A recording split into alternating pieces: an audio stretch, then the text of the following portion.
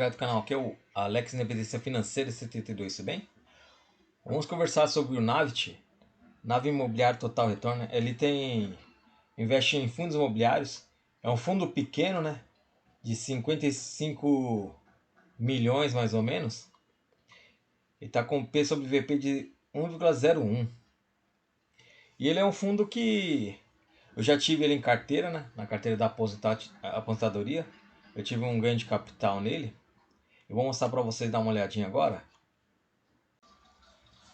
Esse Navit 11, eu já tive ele em carteira. Na época eu paguei R$ 75,04. Vendi por R$ 90,73. Tive um lucro de 20,91%. E com os rendimentos, no total foi de 43,29. E eu saí desse fundo porque eu vi outras oportunidades para ganho de capital em outros fundos e acabei alocando em outro fundo, né? Mas aqui para ser um FOF, ele é um ótimo fundo, por ele ser pequeno, né? Relativamente pequeno, de 55 milhões de reais. É o patrimônio dele. Vou fazer uma analogia de um FOF grande, né? Que seja mais de 1 bilhão de reais, e um Navit, né, que é um FOF de 55 milhões de reais. Um fundo grande é como se fosse um transatlântico, né? Para ele fazer essa manobra para a esquerda ou para a direita de 90 graus, e você mexe o leme, mas só que para fazer essa curva demora uma eternidade, né? Por ter um capital muito alto investido em determinados fundos, né? E para ele sair e entrar, então ele tem mais dificuldade, né?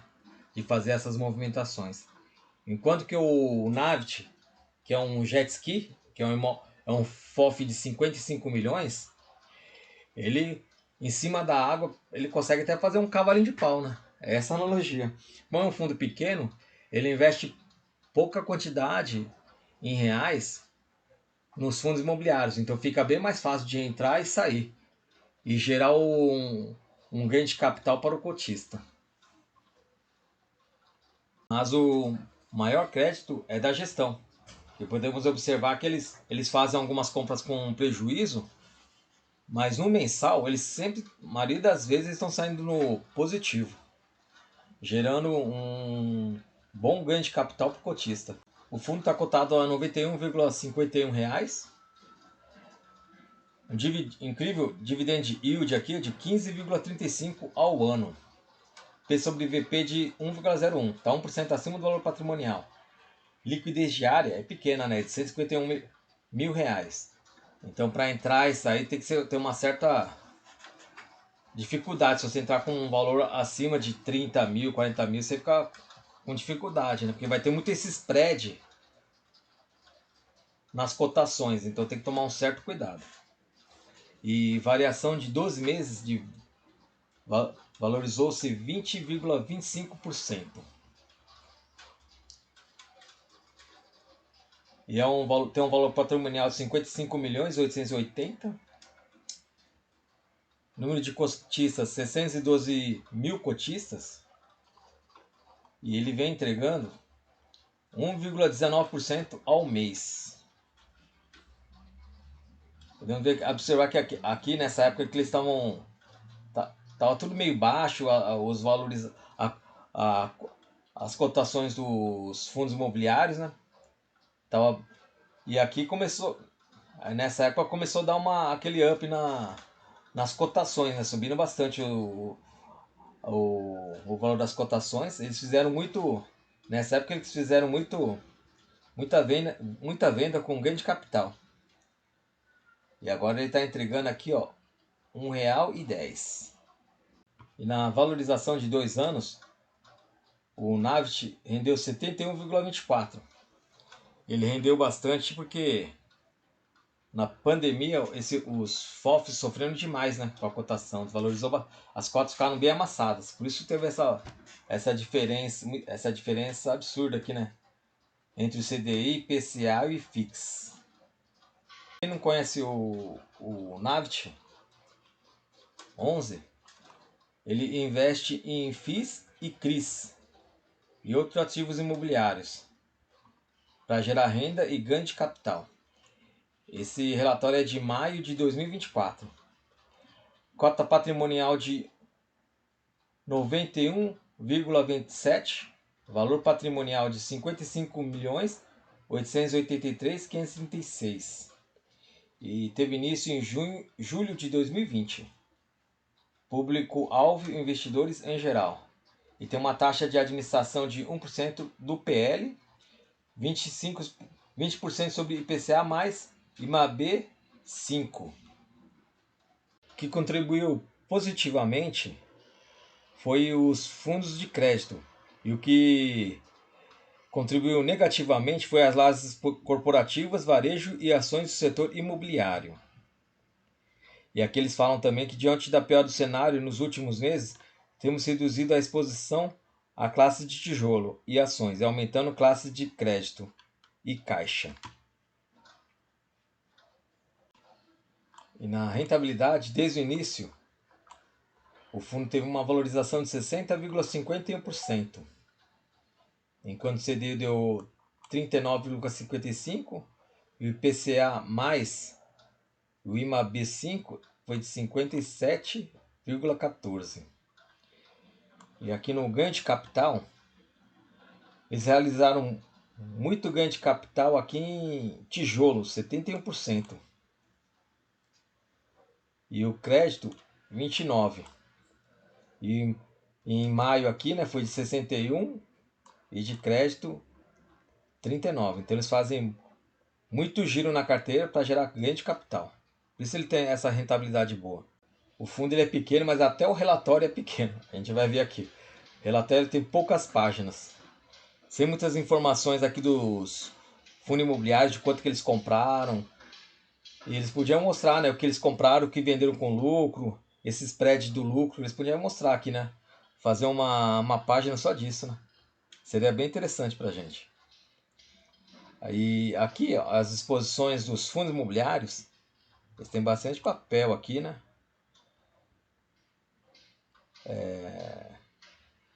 GCRI. E aqui, ó, o SARI, eles têm para ganho de capital. Eles têm 3,6%. Eu já tive esse fundo em carteira, mas eu acabei saindo porque ele tem poucos imóveis, né? E na época eles estavam com medo e tem alguns inquilinos que estavam dando problema, então eu acabei saindo. Esse fundo aqui é só de apartamentos. Eles alugam apartamentos de alto padrão, né? Essa aqui eu acho um fundo bem interessante também. O VIUR ele está bem descontado. E o BRCR eu coloquei na carteira mês passado. Para ganho de capital também. Eles têm aqui, ó, 2,1%. E tem um outro fundo que comprou também, KNSF. Dá uma olhadinha aqui. O KNHF. Ele também aumentou a exposição no BRCR. Até os fundos imobiliários estão de olho nesse fundo para ganho de capital. Diminuir a dívida. Tem bastante imóvel AAA. Então ficou bem interessante. Sua maior exposição está em crédito, 25%, e depois outros, 18%. Lajes corporativas. Depois vem o caixa, varejo, FOF, logística e shopping.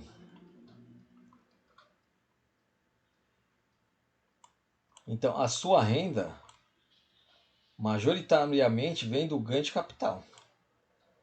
63%.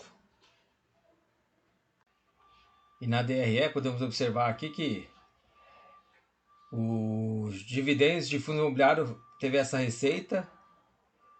Juros de CRI e do Caixa foi essa receita aqui, ó, de 36.135. Vamos entender, vamos lá no informe mensal para ver o que é esse valor aqui que está rendendo. Se é o CRI ou é fundo de investimentos do Caixa. Vamos no informe mensal. aqui de 31 de maio de 2024. Vamos observar aqui, ó, informações de ativos. Esses necessidades de liquidez são ativos líquidos, né? Que eles têm 4.437.450. Só de títulos públicos eles têm mais de R$1 milhão. E aqui aquela renda é desses ativos aqui, ó, de títulos públicos e fundos de renda fixa. Que renda fixa tem 3.424.494.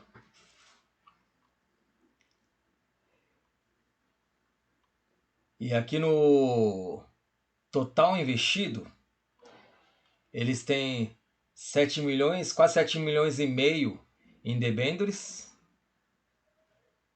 E fundo imobiliário, 42.288.620.